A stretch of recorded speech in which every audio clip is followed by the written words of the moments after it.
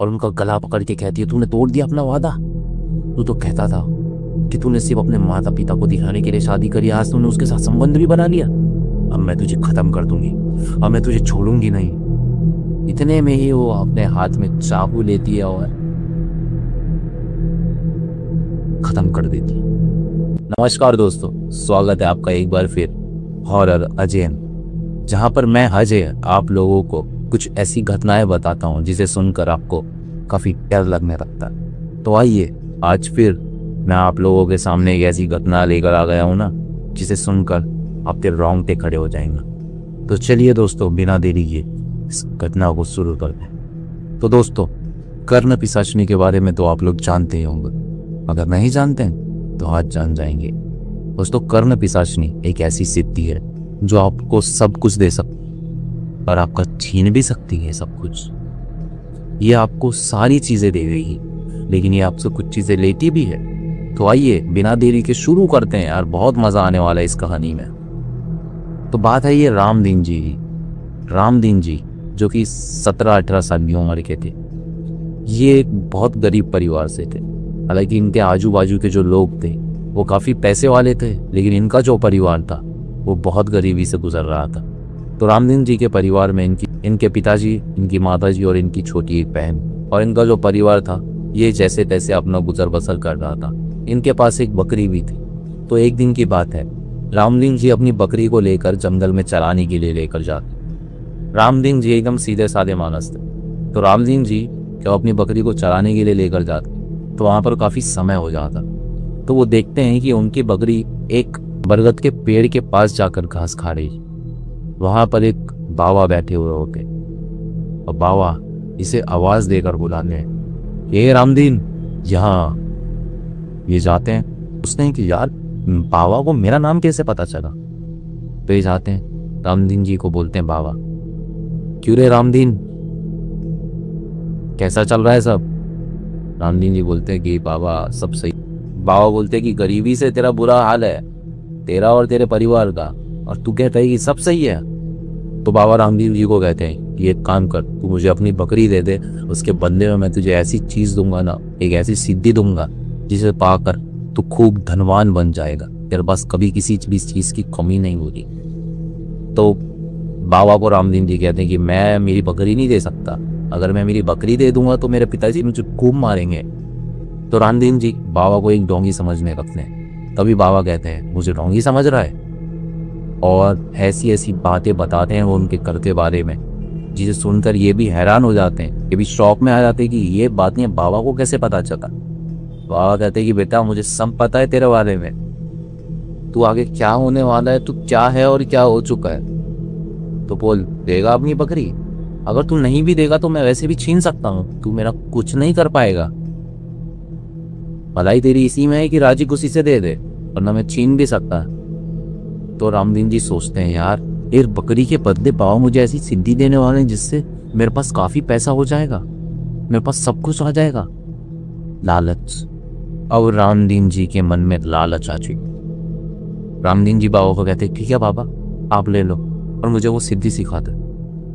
बाबा कहते, अभी नहीं पगले, रात को आना 11 बजे और बरोबर टाइम पे आना, और तेरी बकरी यहीं छोड़ जाओ। अब बाबा को बकरी की बलि देनी, करना था कुछ। अभी बकरी छोड़कर घर आया।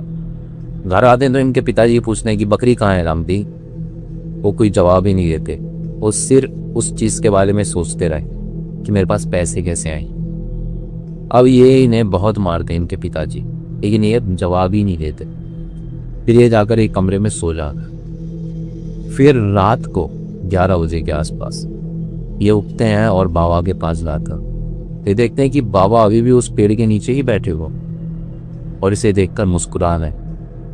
उधर उनके पास पहुंचता है, बाबा बोलते हैं, आ गया, लेकर ही मानेगा, बोल क्या चाहिए। कहता है कि चाहिए क्या बाबा, जो आपने बोला था मुझे सिद्धि देंगे वो सिद्धि मुझे बता दो, मैं उसे सिद्ध करूंगा और सारी दुनिया को अपने हाथों में कर लूंगा, अपने काबू में कर लूंगा, मैं सारी चीजें मैं अपने पास रखूंगा। बाबा कहते हैं, बस कर पगले, बस कर, रुक जा, अब मैं तुझे जो चीज बताने वाला हूँ उसे सुनकर तुझे डर भी रख सकता है। रामदीन जी कहते हैं कि क्या बाबा, देखिए मैं जो तुझे सिद्धि दूंगा ना, मैं तुझे मामूली सिद्धि नहीं दूंगा, मैं तुझे सिद्धि दूंगा कर्ण पिशाचनी की। कर्ण पिशाचनी के बारे में जानता है तू? वो कहते हैं नहीं बाबा, मैं नहीं जानता। कहते हैं ये एक ऐसी शक्ति है जिसे पाकर तू एकदम धनवान बन सकता, लेकिन उसकी कुछ जरूरतें होती हैं, अगर तूने वो पूरी नहीं की वो तुझे खत्म कर देगी। कहते हैं कि बाबा मैं सब कुछ करने को तैयार हूँ, मैं उसकी सारी बातें मानने को तैयार हूँ, तुम मुझे बस उसकी साधना कैसे करनी है वो मुझे बता। बाबा बोलते ठीक है, लेकिन आगे मेरे पास मत आने, मुझे मत बोलना कि बाबा ऐसा होगी। बोलते ठीक है बाबा, मैं नहीं आपको बोलूँगा, आप मुझे साधना करना सिखा दो। अब बाबा इन्हें सिद्धि करना शुरू करवाते। 1 दिन, 2 दिन, 3 दिन, 4 दिन, 7 दिन, 8 दिन, 10 दिन, 11 दिन, 11 दिन हो जाते हैं इन्हें सिद्धि करते करते। इन 11 दिनों में बहुत सी कठिनाइयों का भी ये सामना कर, लेकिन 11वें दिन जब आखिरी समय होता है तब ये देखते हैं कि एक खूबसूरत सी औरत लाल साड़ी में इनके सामने खड़ी है। ये उसे देखकर एकदम मनमोहित हो जाती। ये बोलते हैं कि इसके आगे तो दुनिया की सारी खूबसूरती फेल है, वो इस तरह की सुंदर। वो इनके पास आती है और कहती है क्यों बे, क्यों मुझे बुलाया है, क्यों मुझे सिद्ध किया तुम्हें? रामदीन जी कहते हैं कि मुझे आपकी ज़रूरत है, आप मेरे साथ रहो, मैं बहुत गरीब हूँ, मुझे जल्दी से पैसे दे दे। तो कर्ण पिशाचिनी बोलती है कि मुझे अपने पास बुलाने से पहले मेरी जो शर्तें हैं वो तुझे पता है? कहती कि हाँ मुझे सब पता है, आप बस मेरे साथ चलो, मुझे बहुत सारे पैसे दे। वो कहती हैं कि सुन ले पहले मेरी बातों को, बाद में मत कहना कि मैंने बताया। पहली बात ये है कि तू मुझसे जो कुछ भी मांगेगा मैं तुझे वो सारी चीज़ें ला कर दूंगी।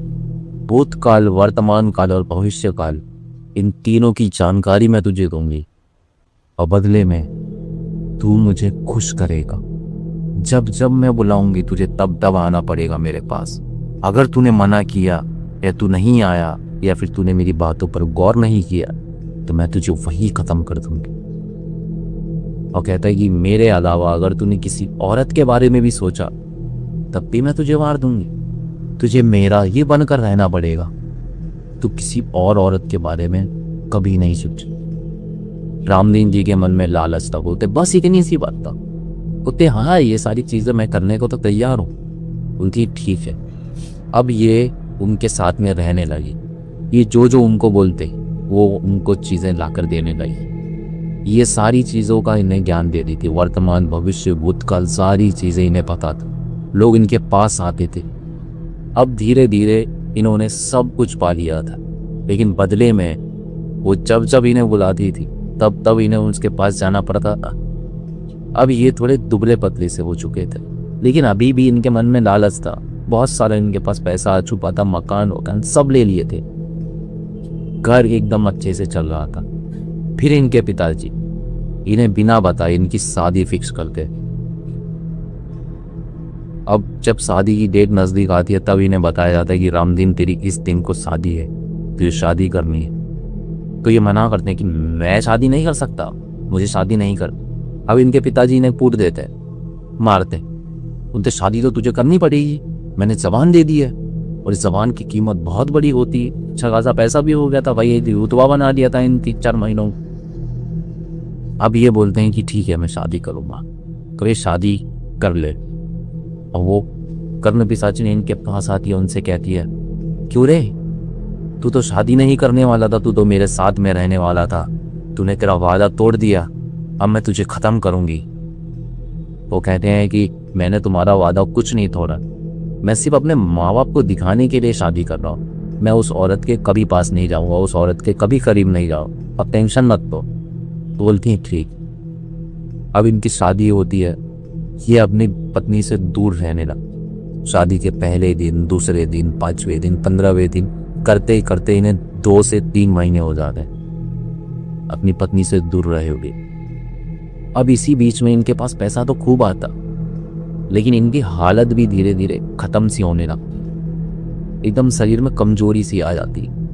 अब ये उसी चीज को करते करते थक चुके थे। अब इनके मन में अचानक से इनके मन में अपनी पत्नी के लिए प्यार जागने लगता। धीरे धीरे उसके करीब आ गए और एक दिन इतना करीब आ जाते हैं कि हद से ज्यादा वो इनके पत्नी के साथ संबंध बन चुका था। अब ये बात कर्ण पिशाचिनी को पता चला। अब ये उनके पास आई और उनका गला पकड़ के कहती है, तूने तोड़ दिया अपना वादा। तू तो कहता था कि तूने सिर्फ अपने माता पिता को दिखाने के लिए शादी करी, आज तूने उसके साथ संबंध भी बना लिया। अब मैं तुझे खत्म कर दूंगी, अब मैं तुझे छोड़ूंगी नहीं। ये बोलती और इन्हें खूब मारती। झापड़ी झापड़ उठा उठा के पकड़ती है, बाल पकड़ पकड़ के मारती है इनको। अब ये बहुत डरते हैं और रोते हैं इसके सामने कि मुझे माफ कर दो, अब चले जाओ यहाँ से। ये बोलती है, इतनी आसानी से नहीं जाऊंगी मैं, तेरा सब कुछ खत्म करके जाऊंगी। और तूने उस औरत के लिए मेरे से नाता तोड़ा, मेरा वादा तोड़ दिया तूने। अब देख मैं क्या करती हूँ, और मैं उस औरत को भी खत्म करूंगी। इतना बोलती है उस तुरीगा का। अब ये सोए हुए थे उन्हीं के पास, अपनी वाइफ के पास। तो जब ये सुबह होती है, जब ये वापस वॉशरूम करने के लिए जाते हैं, वहां से हल्का होकर आते हैं, तो ये देखते हैं कि उनकी पत्नी जो है, उनकी आंखों से खून बह रहा और वो पंखे से लटकी हुई, खत्म। ये रोते हैं, उन्हें उतारते हैं और उनका सब कुछ किया जाता है। अंतिम संस्कार हो गया है।